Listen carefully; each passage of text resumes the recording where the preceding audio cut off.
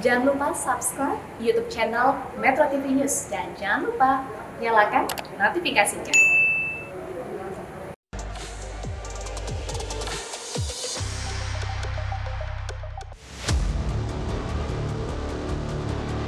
Tahun ini kita akan sangat sulit. Tahun ini kita akan sulit. Terus kemudian seperti apa? Tahun depan akan gelap. Ini bukan Indonesia, ini dunia. Hati-hati, jangan bukan Indonesia yang saya bicarakan tadi, dunia. Kita bicara dunia dulu. Ada 60 negara yang akan ambruk ekonominya. Dan sekarang sudah mulai satu persatu.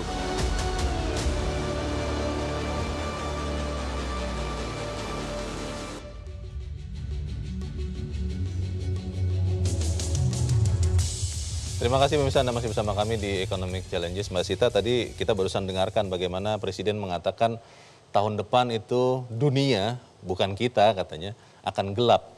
Tapi pertanyaannya, seberapa gelap sih? Jadi sebetulnya pandemi kan sudah berlalu ya. Sekarang kita sudah mulai memasuki periode, sudah mulai memasuki periode pemulihan ekonomi di seluruh dunia. Akan tetapi memang kita menghadapi beberapa challenge. Kemarin kita terjadi Omikron gitu ya.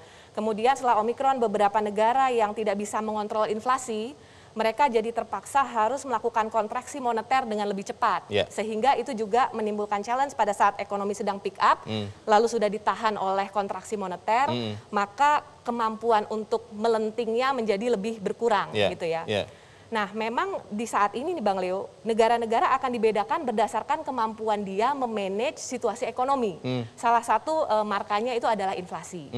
Memang IMF di WIO terakhirnya memang melakukan downgrade kembali terhadap forecast global growth ya. Di downgrade untuk negara maju dan negara berkembang, downgrade-nya memang lebih tinggi di negara maju. Karena negara maju lentingnya lebih tinggi, inflasinya lebih tinggi, sehingga probability untuk menurunkan atau kontraksi moneternya juga lebih tinggi. Belum lagi negara maju melakukan waktu ekspansi moneter juga mereka punya power yang lebih tinggi, sehingga pada saat mulai kontraksi jumlah yang berkurang juga lebih tinggi gitu ya. Nah, itu tadi Presiden bilang ini dunia loh ya, bukan Indonesia. Kenapa beliau bilang begitu? Menurut saya mungkin karena beliau ingin mengingatkan kita bahwa kita sedang menghadapi kondisi dunia yang tidak mudah. Oleh karena itu kita harus mengencangkan ikat pinggang. Dalam artian kita harus memanage ekonomi ini secara prudent. Di tahun ini kita mendapatkan windfall yang tadi kita bahas ya. Dengan windfall diputuskan pemerintah bahwa windfall itu digunakan untuk menjaga daya beli sehingga kemampuan lenting tadi tidak sempat tertahan. Kita memang menjaga 9,7% dari konsumsi dari inflasi kita itu adalah dari energi gitu ya. Jadi minimal dari energi kita bisa jaga. Volatile food tadi yang disampaikan Mas Mika, ada yang tidak bisa kita kontrol 100%, walaupun sebagian udah dikontrol. Nah, dari kita berusaha prudent tadi, windfall kita gunakan secara maksimal, kemudian kita memperbaiki spending pemerintah sehingga apa? Kita menjaga daya beli itu penting supaya kemampuan ekonomi untuk melenting itu juga tidak berkurang. Kemudian kita juga berusaha fiskal maupun moneter tetap akomodatif, namun juga mulai berhati-hati karena memang sesuai Undang-Undang 2 2020, ini adalah tahun terakhir kita melebihi 3%. Tapi pertanyaannya kan kalau kita lihat data juga kemarin Mas Sita, itu kan belanja atau konsumsi pemerintah justru berkurang. Sudah dijelaskan sih oleh Pak Suhasil bahwa karena sekarang ekonomi masyarakat sudah bertumbuh, maka kemudian APBN mulai menarik diri semacam begitu. Kalau itu dilakukan pada saat masyarakat ini masih rentan sebetulnya, kalau ada shock saja langsung tidak sanggup lagi, bukannya bahaya? Nah, ini ada dua hal yang ingin saya luruskan sedikit. Jadi kalau kita belajar ekonomi makro basic, kita kan tahu pertumbuhan ekonomi itu dari konsumsi, investasi, government expenditure, dan net export. Betul. Government expenditure yang ada di komponen PDB itu bukan konsumsi pemerintah aja loh. Yang tadi disebutkan kontraksi 2 kuartal berturut-turut sebesar 5,5%, itu adalah konsumsi pemerintah saja. Tapi G ini lebih besar dari konsumsi pemerintah. Dia adalah belanja, keseluruhan total belanja. Itu kita masih ekspansi kurang lebih 6,3% di kuartal yang lalu. Itu pertama. Kedua, peran fiskal itu memang bukan pro-cyclical. Pro-cyclical itu kalau kita di business cycle, kita lagi naik, fiskal memang harusnya menahan supaya tidak overheating. Pada saat di bawah kayak 2020 kemarin, fiskal memang tujuannya mendorong. Jadi memang akan ada masanya di mana fiskal itu harus sedikit melepaskan cangkramnya dari perekonomian, sehingga private sector seperti teman-temannya Pak Haryadi bisa mulai masuk dan tidak crowding out istilahnya ya, tidak crowding out private investment. Baik, terima kasih Mas Sita. Mas Haryadi, kalau melihat tadi yang disampaikan Mbak Sita, lalu juga fakta bahwa Bank Indonesia sudah 18 bulan kalau tidak salah menahan bunganya, tidak naik-naik meskipun Bank Sentral Amerika dan yang lain mulai menaikkan.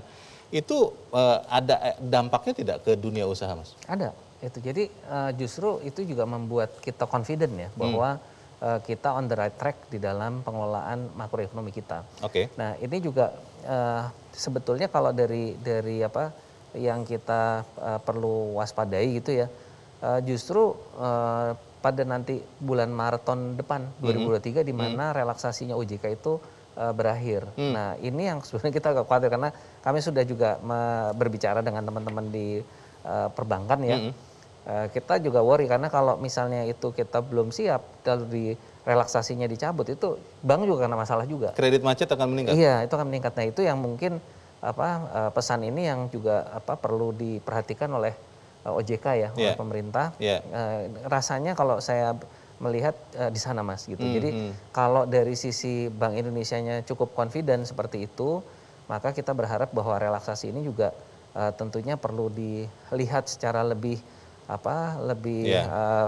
memperhatikan semuanya ya. Soalnya nanti kalau semuanya karena juga repot. Gitu. Maksudnya bisa diperpanjang begitu, Mas Haryadi? Kalau waktu dulu kan Apindo mintanya sebenarnya sampai 2025 sebenarnya. Jadi ada kepastian dari perbankan.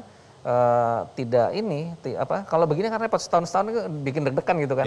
Apalagi kalau misalnya nanti keadaannya ya tidak menguntungkan untuk kita tidak ya. Tidak sebaik yang kita perkirakan. Nah itu kan juga repot gitu. Jadi kalau kembali ke masalah BI menurut pandangan kami sudah benar ya langkahnya mempertahankan 7 days repo itu. Kalau nanti di tahun ini Bank Indonesia akhirnya menaikkan juga, itu masih tetap dilihat sinyal yang tadi Mas Haryadi bilang tidak stabil. Kalau perkiraan saya, kalaupun misalnya naik, itu juga saya rasa nggak ekstrim ya.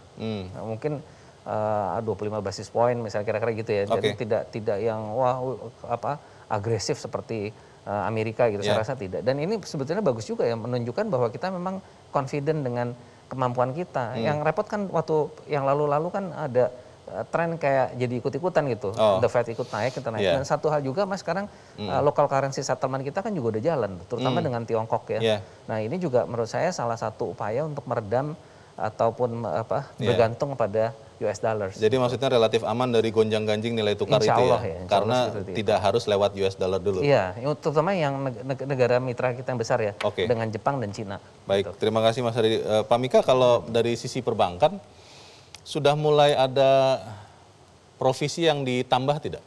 Mengantisipasi apa yang terjadi ini? Karena kan Mas Haryadi mengatakan masih aman, tapi kan bank yang lebih tahu sebetulnya apakah benar-benar aman atau merasa harus aman begitu, bagaimana? Kalau saya melihat dalam kondisi pemulihan ekonomi atau ketika pertumbuhan ekonomi itu berakselerasi, seperti yang diindikasikan oleh pertumbuhan kredit yang meningkat hingga di atas 10% di bulan Juni, biasanya itu disertai oleh kualitas kredit yang lebih baik. Lebih baik? Lebih baik. Maksudnya jadi NPL-nya turun atau bagaimana? Iya. Ada kecenderungan NPL-nya lebih menurun. Jadi ya kalau saya lihat seharusnya itu inline dengan pencadangan yang lebih sedikit ya. Dengan 3,5% suku bunga Bank Indonesia, kalau bank melihatnya seperti apa Pak Mika? Kalau saya sih melihatnya seperti yang tadi saya sampaikan di awal bahwa kita sekarang fokusnya adalah pemulihan ekonominya. Artinya mengembalikan belanja konsumsi rumah tangga ke level kalau bisa seperti sebelum pandemi. Walaupun angkanya di kuartal kedua kemarin sangat bagus 5,5, tapi kan kuartal-kuartal sebelumnya kan masih under ya. Jadi saya pikir kita masih perlu mempertahankan suku bunga yang cukup rendah, 3,5 ini. Tingkat harga-harga yang cukup stabil. Dan sekarang mobilitas juga sudah jauh lebih baik sehingga konsumsi rumah tangga itu bisa tetap kalau bisa 5,5 sampai 6% dalam 2-3 kuartal ke depan. Sehingga kalau memang ada kekhawatiran, ada risiko resesi, bisa digantikan. Kondisi sekarang di bank Anda dan juga mungkin bank-bank yang lain, kalau Anda tahu, Pak Mika, itu uang belum ada yang mengalir keluar karena kita terus-terusan menahan suku bunga 3,5, Bank Sentral Amerika sudah menaikkan, itu tidak ada dana yang keluar. Kalau saya sih melihat indikasi dari dana keluar atau masuk itu terutama dari kurs ya. Kalau melihat dari kurs, seharusnya sampai saat ini masih terkendali, masih cukup baik ya. Karena kurs itu betul-betul dijaga kelihatannya ya untuk tidak terlalu fluktuatif atau bahkan tidak menembus angka psikologis 15.000 begitu ya, Pak Mika ya. Kalau saya melihatnya, kalau kita bandingkan dengan negara-negara lain seperti mitra dagang kita, China atau Jepang atau negara di ASEAN, pelemahan nilai tukar rupiah kan sebenarnya jauh lebih sedikit. Dibandingkan, kalau kita bandingkan dengan US dollar memang kita agak naik ya kursnya, tapi mata uang lain jauh lebih besar pelemahannya. Terima kasih Pak Mika. Mas Tauhid, kalau data dari OECD, inflasi Indonesia Januari sampai Juni itu 2 kali meningkatnya. Ini relatif lebih banyak nih dibanding yang lain. Itu akan bisa terkendali sesuai dengan target APBN? Atau Anda lihat ini berbahaya juga? Ya, saya kira kalau dari target sudah lewat ya. Kan sekarang sudah di atas 4 ya, 4,5. Target itu 3 plus minus 1, artinya batas maksimumnya 4. Untuk 1 tahun ya? Ya, jadi year on year, jadi sebenarnya udah keluar target. Dan probability-nya bisa lebih tinggi gitu. Ada beberapa hal yang agak sulit. Pertama, kalau yang inflasi inti sekarang kan udah di angka 2,6. Cenderung itu karena ekspektasi dan sebagainya bisa mendekati 3. Maka sinyalemen itu baru BI bertindak melakukan suku bunga. Tapi yang bergejolak tadi, kalau memang di kuartal kedua, di semester 2 biasanya lebih turun. Karena faktor musiman, karena faktor cuaca. Tapi karena BMKG sudah memprediksi bahwa sampai akhir tahun bahwa cuaca ini kurang bersahabat, sering hujan, cenderung yang bergejolak ini akan muncul. Ya, misalnya cabai keriting, kemudian bawang merah dan sebagainya. Ini masih harganya akan volatile. Dan itu dampaknya ke inflasi tinggi, signifikan, signifikan karena mereka yang signifikan, itu yang volatile. Sementara administered yang price, yang karena kebijakan, harga kretek udah dipatok 12%, yang total ya, yang kreteknya 4,5, itu disesuaikan per bulan tuh pasti akan terjadi harga rokok oleh produsen. Yang kedua tiket pesawat. Nah tiket pesawat ini sampai akhir tahun masih akan tinggi karena demand tinggi, sementara sebagian pesawat kita yang sudah di ground ataupun layoff itu nggak cepat untuk balik gitu. Tiket tinggi, apalagi kita tahu sekarang majority plan itu terbatas begitu ya. Dan ini harganya akan relatif tinggi. Jadi inflasi intinya masih akan terus berkejaran nih naik sampai akhir tahun begitu. Baik, terima kasih Mas Tauhid.